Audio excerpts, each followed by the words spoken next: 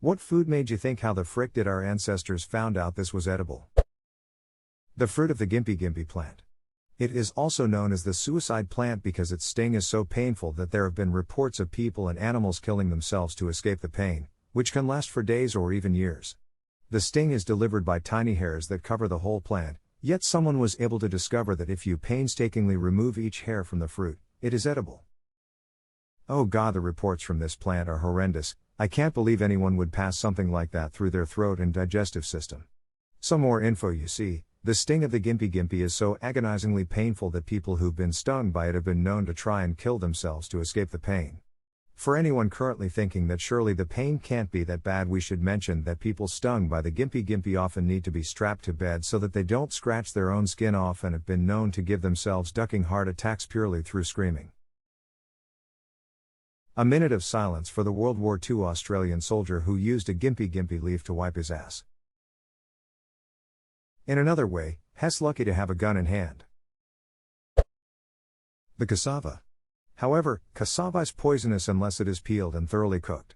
If it is eaten raw or prepared incorrectly, one of its chemical constituents will be attacked by digestive enzymes and give off the deadly poison cyanide. As little as 2 cassava roots can contain a fatal dose. Same with the cashew. How many people had to die before we had our delicious curved nut snack? Read that as nutsack. You are not the only one. I started salivating as well. Some mushrooms that require special preparation. Eat it raw or cook it like most other shrooms and you end up dead. Boil it 3 to 5 times however, and it's fine. Edit, an example of a mushroom requiring this procedure is Gyromitra esculenta. Also my most upvoted comment is now about mushrooms, also rip my inbox. Okay, so boiling it once didn't work, and boiling it twice didn't work. But what if, and just hear me out, we tried boiling it a 3rd time? Well, I would protest, but entertainment doesn't exist yet. Duck it, 3rd time's the charm. Honestly, considering all the dumb ways I played with food as a bored kid and teen, inventing new insane ways to make mealtime more interesting and/or palatable would almost certainly be a premier source of entertainment in and of itself way back when. Live fish. Or lutefisk. Don't get me wrong, I love the stuff, but man. First you go get a fish. Then you let it hang on a stick for months to dry out. Then you put it in water for a couple days. Then you put it in water with lye for another couple days. Then you put it in pure water again, and then you cook it and eat it. My husband's Norwegian immigrant father looks forward to Christmas season and readily available lutefisk like children anticipate Santa Claus. Being fed, and pretending to like, lutefisk was part of my initiation into the family. After 3 bites, my future husband leaned over and whispered, "You can stop, none of us eat that garbage except him." Damned Viking descendants and their marginally edible fermented preserved foodstuffs. See also, curl.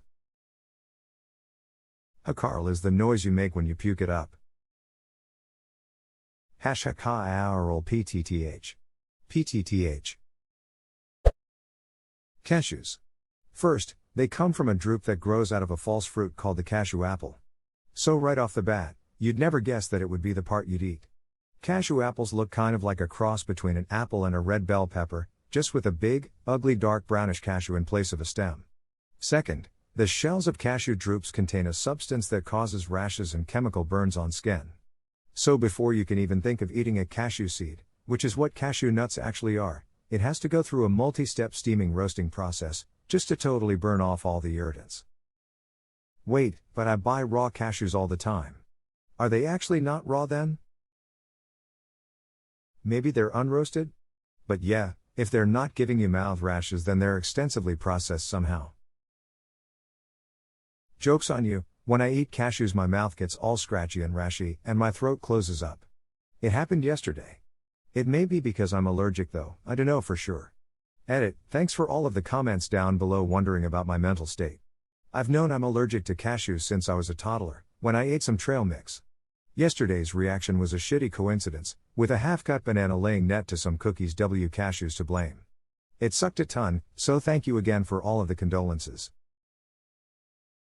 Everyone's allergic to cashews, we just remove the allergens. I am cyanide intolerant. I've spent the last few years building up an immunity to iocane powder. Puffer fish, only a small part of the fish is edible and the rest is deadly poisonous, so how did they find out which bit was edible? Trial and error. I guess having 14 kids had some purpose to it after all. Just have 2 kids, one called trial and the other called error.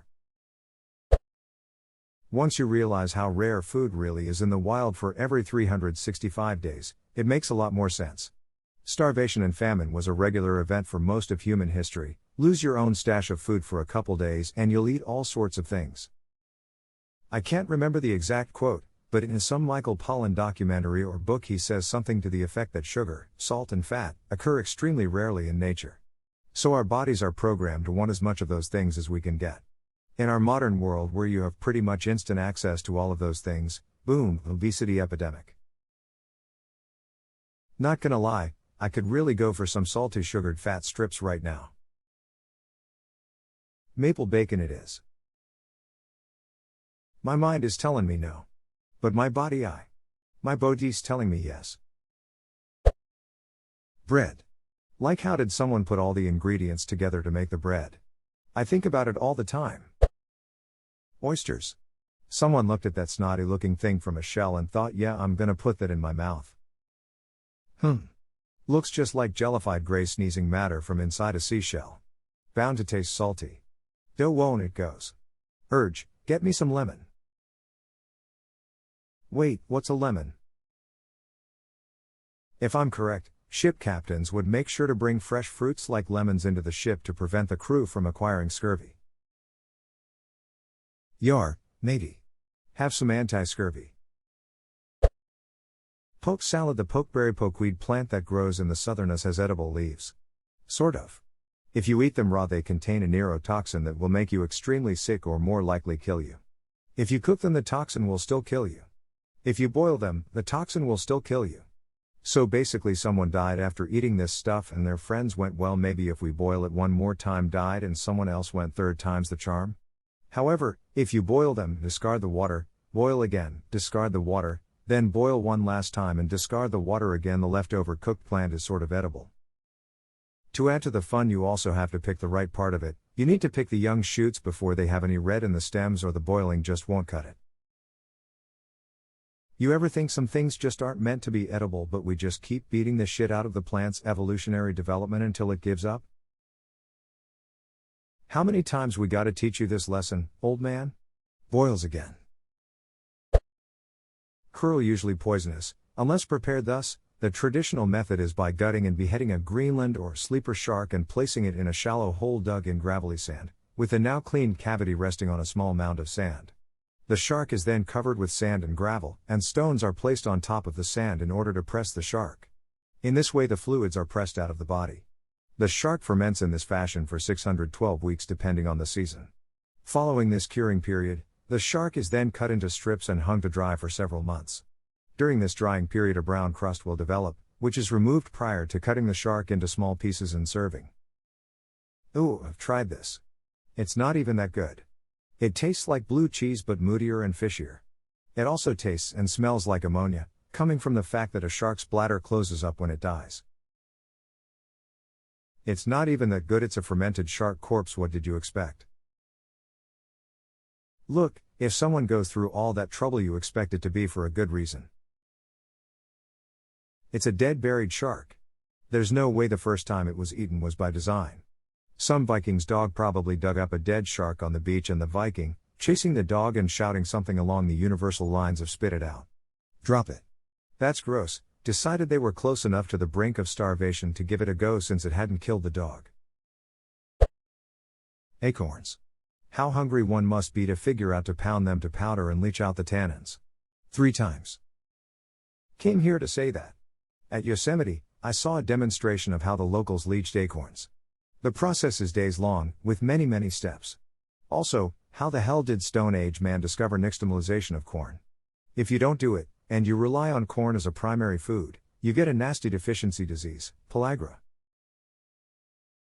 Here's what Wikipedia has to say on the subject of the discovery of nixtamalization. How nixtamalization was discovered is not known, but one possibility may have been through the use of hot stones to boil maize in early cultures which did not have cooking vessels robust enough to put directly on fire or coals.